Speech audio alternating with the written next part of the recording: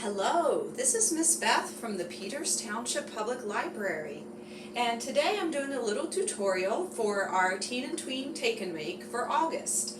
You should have received this little kit and obviously scanned this QR code to get to the video. I'm going to show you what you'll find inside your kit. You'll just take off your string, and inside you should find a bag of sprinkles, a bag of your candle wax, a wick, a wooden stirring stick, and your votive. It's going to look slightly different than this one. Inside your votive, there's going to be two little containers. One is labeled C, that's for corn syrup, I should say, and S, and that's for scent, the scent that you're going to put in your candle. And you should also have a glue dot. So you're going to want to have a few supplies on hand. I have a little brush, but you can use anything, even your finger or a little paper towel. I have a little plate so that when we use the sprinkles, I'll have it on here so we don't make a mess. And I have something to melt the wax in the microwave, and you will need to do this near your microwave. If you're using plastic, which is great, you're going to want to label it and keep it for candle making only. So you might want to get one of these at the dollar store, because once you melt your wax in it and put your scent in, the scent will kind of stay in the plastic. Trying to smell it, yeah, it does smell a little bit like the scent because I already made a test candle.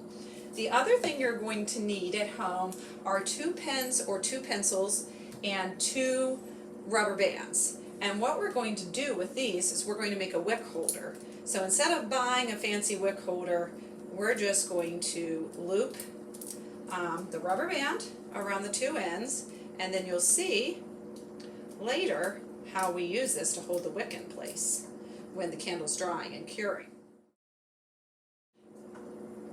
You're going to want to take your glue dot, take your wick, and press that glue dot really good. You might need to use your fingers to pry the glue dot off.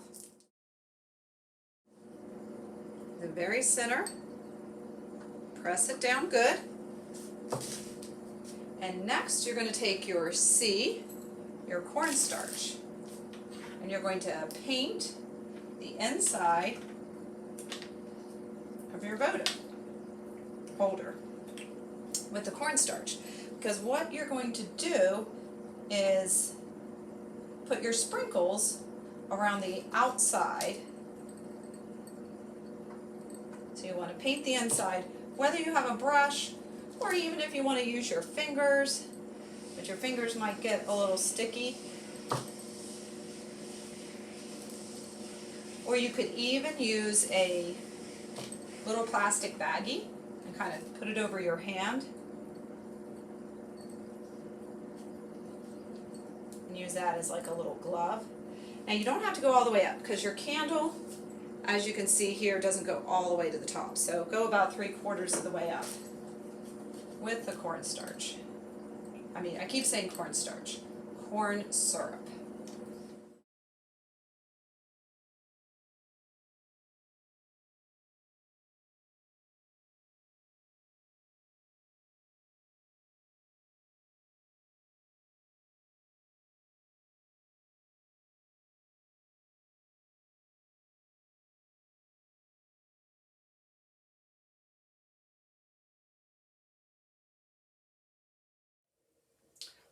Alright, so now we're going to melt.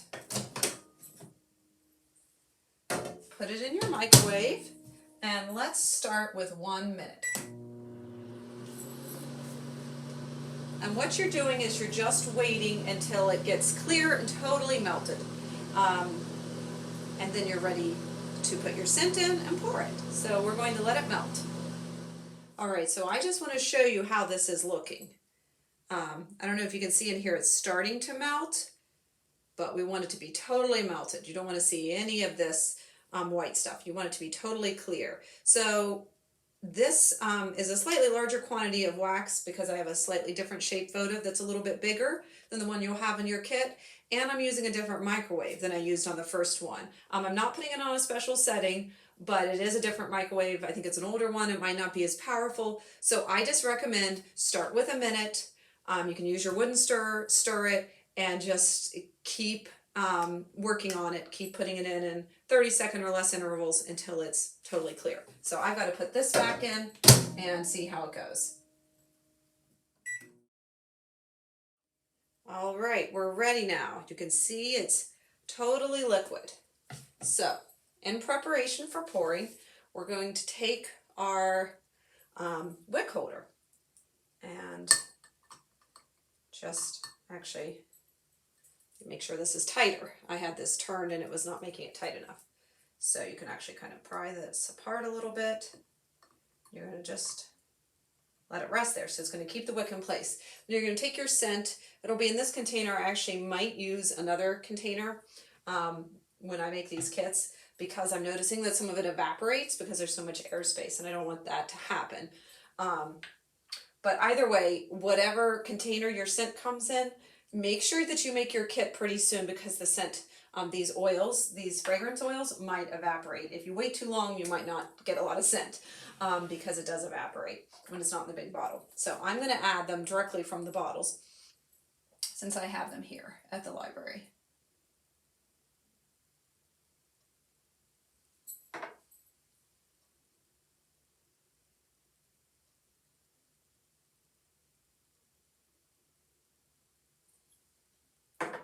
And then I'm going to stir. And you want to stir for roughly a minute or so.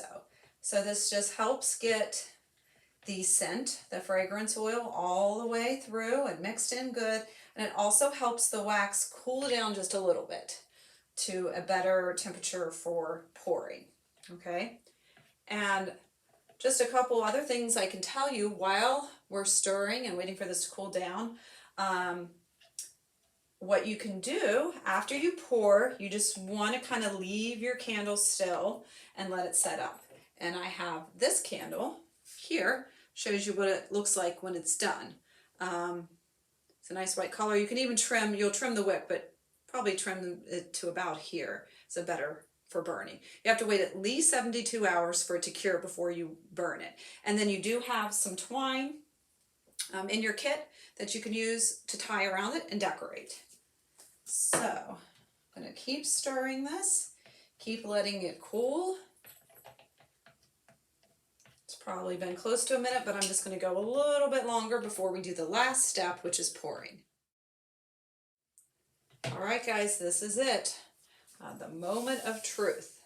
We're going to pour our wax into our votive.